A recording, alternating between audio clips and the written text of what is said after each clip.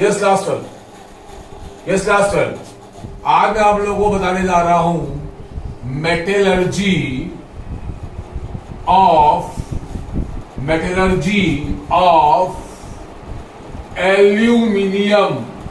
Aluminium की metallurgy. हमने कहा था किसी भी मेटलर्जी के 3 मेन पार्ट होते हैं। किसी भी मेटलर्जी के 3 मेन पार्ट होते हैं। सबसे पहला होता है मेटल का एक्सट्रैक्शन, राइट। सबसे पहला है extraction of metal, extraction of metal, पहला पार्ट।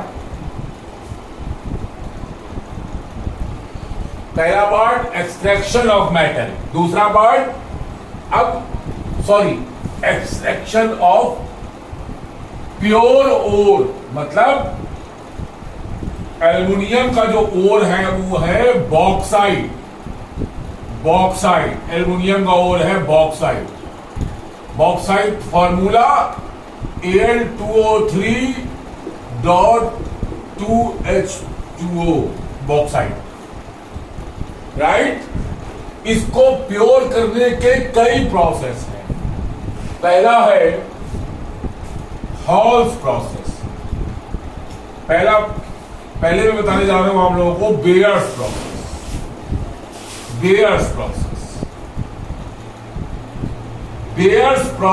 में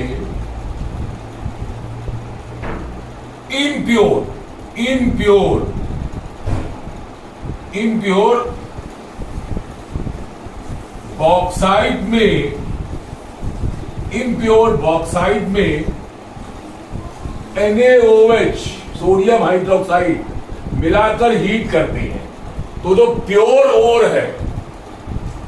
ओर बना देगा sodium Meta aluminate, plus impurity बची रह जाएगी। देखिए क्या बची रह जाएगी? इंप्योरिटी बची रह जाएगी। क्या बना? Sodium Meta aluminate. जब इसको वाटर के साथ बॉईल करते हैं तो एल्युमिनियम हाइड्रोक्साइड का पीपीटी मिलता है, और जो NaOH यूज किया था वो हमको और मिल जाता है। और एल्युमिनियम हाइड्रोक्साइड को हीट करने पर प्योर ओर मिलता है एल्यूमिना, राइट। बेयर्स प्रोसेस क्या किया? इम्प्योर ओर में क्या मिलाया? NaOH। जो प्योर पार्ट था, जो प्योर ओर था, उसने NaOH से रिएक्शन कर लिया और सॉल्यूशन में चला गया। इम्प्योरिटी ने रिएक्शन नहीं किया। जो रिएक्शन करने जो कंपाउंड बना उसको बोलते हैं sodium Meta aluminate. Sodium Meta aluminate के वाटर से बॉईल करते हैं तो एल्युमिनियम हाइड्रोक्साइड का पीपीटी मिलता है, और NaOH जो हमने यहां यूज किया था वापस मिल गया। एल्युमिनियम हाइड्रोक्साइड जब हीट करते हैं तो हमें मिलता है प्योर ओर। यह है बेयर्स प्रोसेस। दूसरा हॉल्स प्रोसेस क्या है? हॉल्स प्रोसेस में प्रोसेस पूरा वही है। देखिए मैंने आप लोगों को एक्सप्लेन किया था लीचिंग एक प्रोसेस एक्सप्लेन किया। लीचिंग में क्या था कि जो इम्प्योर सब्सटेंस होता है उसको किसी एक कंपाउंड के साथ रिएक्ट करा दिया जाता है तो एक नया कंपाउंड बन जाता है, लेकिन इम्प्योरिटी रिएक्ट नहीं करती और उस नए कंपाउंड से प्योर सब्सटेंस एक्सट्रैक्ट कर लिया जाता है। वही चीज यहां है। इम्प्योर ओर में क्या मिला है? NaOH। प्योर ओर ने NaOH से रिएक्शन कर लिया, लेकिन इम्प्योरिटी ने रिएक्शन नहीं किया। इम्प्योरिटी यही अलग हो गई। सोडियम मेटा एल्यूमिनेट बना, इसको हीट किया वाटर के साथ, एल्युमिनियम हाइड्रोक्साइड का पीपीटी और जो NaOH दिया ना वापस मिल गया। जब एल्युमिनियम हाइड्रोक्साइड को हीट करते हैं तो प्योर ओर मिल गया। बेयर्स प्रोसेस में जहां NaOH लेते हैं, हॉल्स प्रोसेस में वहां पर Na2CO3 लेंगे, राइट। मतलब हॉल्स प्रोसेस, हॉल्स प्रोसेस कुछ भी नया नहीं है, बस NaOH की जगह पर Na2CO3 है, राइट। और इम्प्योर ओर में क्या मिलाया?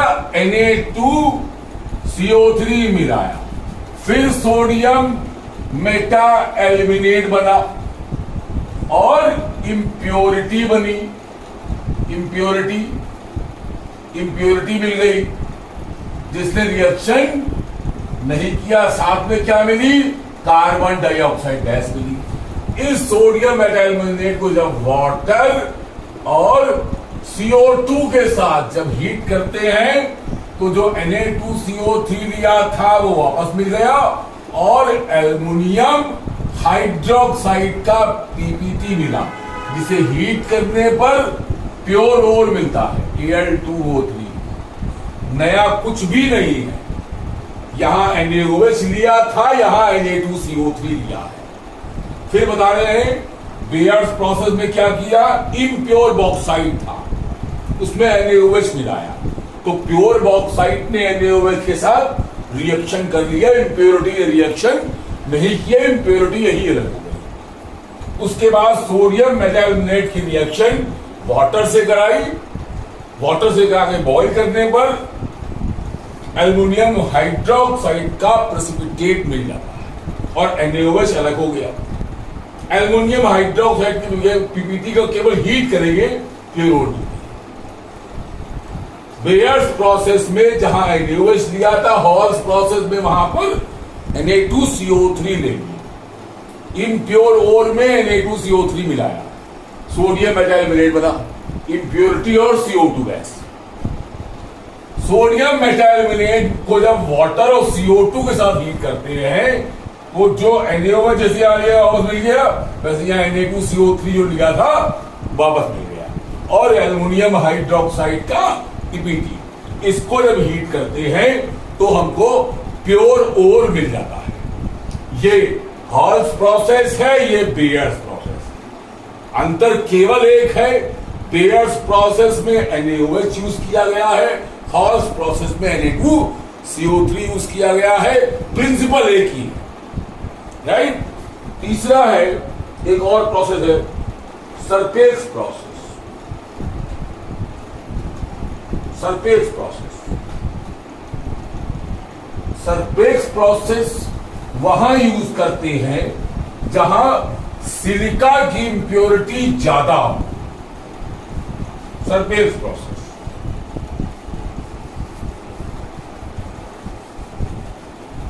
सरफेस प्रोसेस वहां यूज करते हैं जहां सिलिका की इंप्योरिटी ज्यादा हो। देखिए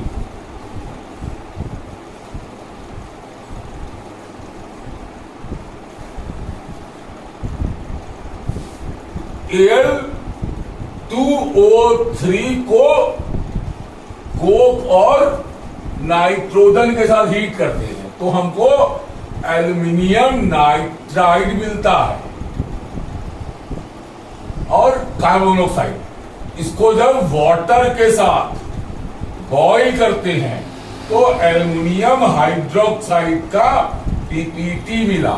इसको जब हीट करते हैं तो प्योर ओर मिलते हैं। लेकिन एक चीज जान लीजिए, surface process, surface process, surface process ये कभी भी अच्छा प्रोसेस नहीं कहा जाता। कारण यह है कि एल्युमिनियम की ऑक्सीजन के साथ एफिनिटी बहुत स्ट्रांग होती है।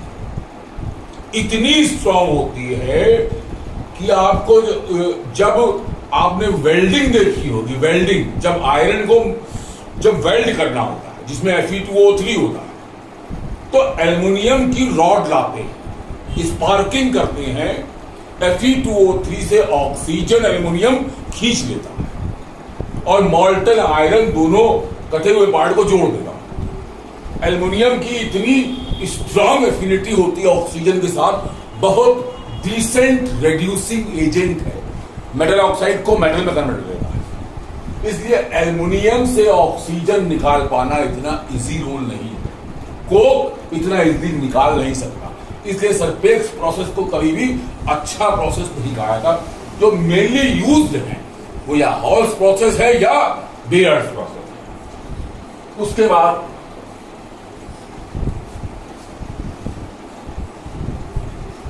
अब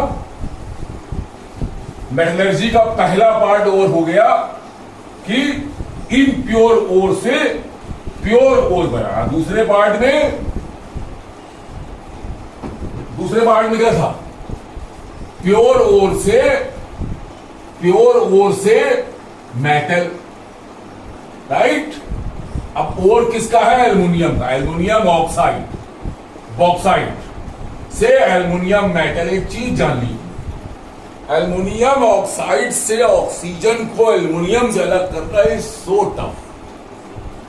हम आपको कई सारे प्रोसेस बता भी चुके हैं, लेकिन एक ही बता रहा हूं, एल्युमिनियम ऑक्साइड को रिड्यूस करने वाला रिड्यूसिंग एजेंट एफिशिएंटली अभी तक कोई नहीं है।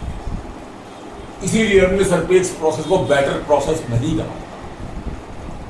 तो हमारे पास एल्युमिनियम ऑक्साइड से ऑक्सीजन को अलग करने के लिए, एल्युमिनियम मेटल ऑब्टेन करने के लिए जो इकलौता प्रोसेस रह जाता है वो है with the help of electricity, electrolysis. क्या करते हैं? इलेक्ट्रोलिसिस। अब इलेक्ट्रोलिसिस सॉलिड सब्सटेंस की तो हो नहीं सकती है, राइट। उसके लिए एल्यूमिना को मेल्ट करना पड़ेगा, राइट। तो प्रॉब्लम क्या आती है? एल्यूमिना को मेल्ट तो कर देंगे, लेकिन दो बेसिक प्रॉब्लम है। एल्यूमिना का मेल्टिंग पॉइंट एक्सेप्शनली हाई है। इस टेम्परेचर पे जाके अगर मेल्ट भी कर दिया तो एल्युमिनियम मेटल जो हमको मिलेगी वो वेपर फॉर्म में होगी, जिससे सॉलिड मेटल ऑब्टेन करना काफी मुश्किल था। दूसरा, जो प्योर एल्यूमिना है वह इलेक्ट्रिसिटी का पुअर कंडक्टर है। पहला, इलेक्ट्रोलिसिस के लिए फिर से रिपीट कर रहा हूं, हमें सॉलिड एल्यूमिना को मेल्ट करना पड़ेगा, लेकिन एल्यूमिना का मेल्टिंग पॉइंट इतना हाई है कि उस टेम्परेचर से अगर हमने एल्युमिनियम अलग भी कर लिया तो एल्युमिनियम मेटल जो हमको मिलेगी वो वेपर स्टेट मिलेगी। प्योर एल्युमिनियम हमको मिल ही नहीं पाएगी, प्योर एल्युमिनियम नहीं मिल पाएगी।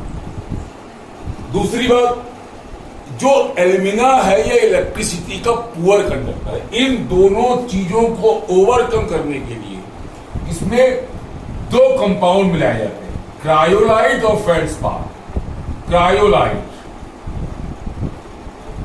क्रायोलाइट और फेल्डस्पार, ये दोनों खराबियों को रिमूव कर देते हैं। मतलब पहली खराबी, एल्यूमिना का मेल्टिंग पॉइंट बहुत हाई है, जिसको ये कम कर देते हैं, मतलब एल्यूमिना का मेल्टिंग पॉइंट कम कर देते हैं। दूसरा, एल्यूमिना को इलेक्ट्रिसिटी का गुड कंडक्टर बना देते हैं, राइट। अब हम इलेक्ट्रोलिसिस करेंगे, कम टेम्परेचर पे एल्यूमिना मेल्ट हो गया, इलेक्ट्रिसिटी का गुड कंडक्टर हो गया, राइट। उसके बाद हम आपको इलेक्ट्रोलिसिस का डायग्राम बता रहे हैं, इलेक्ट्रोलिसिस करते कैसे। फ्यूज एल्यूमिना मतलब मॉल्टेन एल्यूमिना, देखिए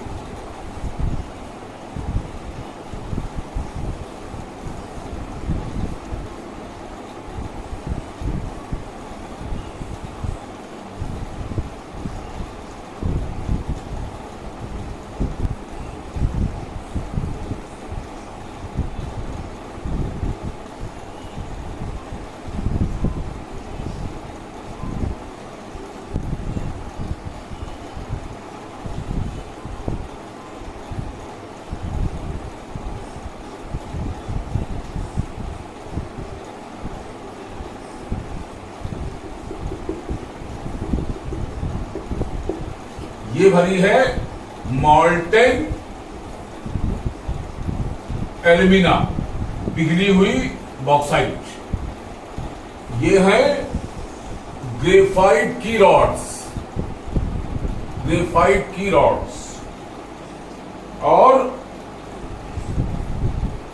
जिसको बनाते हैं एनोड। और ये है ये कोक भरा हुआ है, कोक। कोक, उसके बाहर आयरन है, आयरन की एक ग्रिल है। ग्रेफाइट का एनोड बनाया और आयरन का कैथोड बनाया। इसको बैटरी पे पॉजिटिव टर्मिनल लगाया, इसको बैटरी के निगेटिव टर्मिनल लगाया। राइट, यहां लगा है मॉल्टेन एल्यूमिना, ये ग्रेफाइट का एनोड है और ये आयरन का कैथोड है। बीच में कोक की लाइनिंग है, ये मॉल्टेन एल्यूमिना।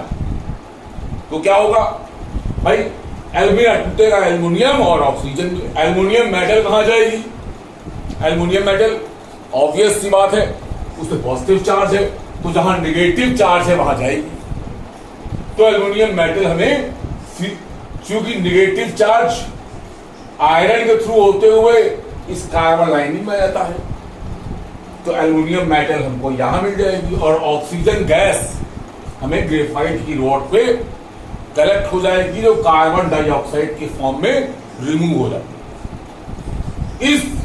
इस मेथड की इकलौती खराबी क्या है कि इसमें ग्रेफाइट की रॉड्स को बार बार रिमूव करना होगा, क्योंकि ये ऑक्सीजन के साथ रिएक्ट कर जाती है, जिससे हमें ग्रेफाइट की रॉड्स को रिमूव करना पड़ेगा, बार बार रिप्लेस करना पड़ेगा, क्योंकि ये ऑक्सीजन से रिएक्ट कर जाएगा। और इस तरह से हमको एल्युमिनियम मेटल मिलेगा।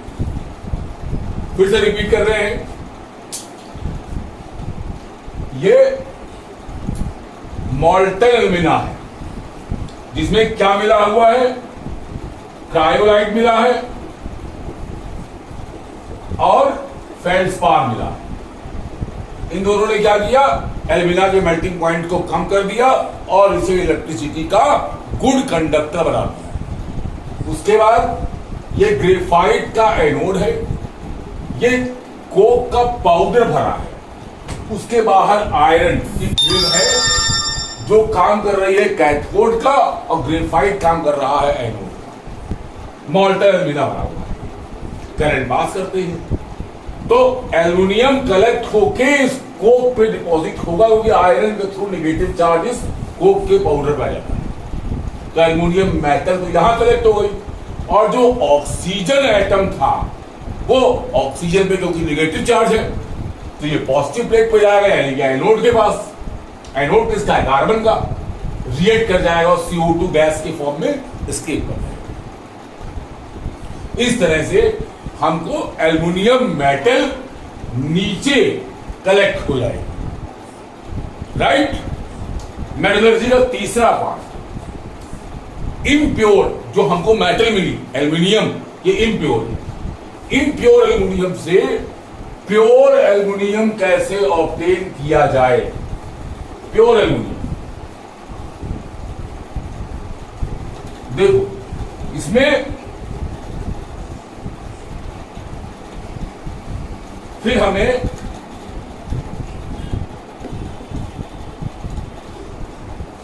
अब इम्प्योर मेटल से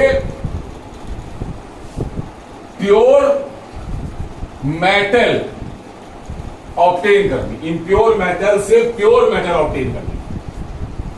राइट, तो अब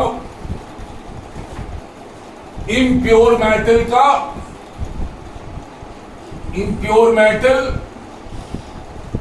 एनोड बनाया, प्योर मेटल का कैथोड बनाया, और सॉल्यूशन किसका है? मेटल आयंस का। मतलब यहां impure metal aluminium, pure matter aluminium, और सोल्यूशन एल्युमिनियम आयंस का मतलब AlCl3। तो एनोड से Al+3 आयन निकलेंगे और कैथोड पे डिपॉजिट हो जाएंगे। With it metallurgy of aluminium is over. Right, आज की क्लास यहां पे ओवर कर रहे हैं।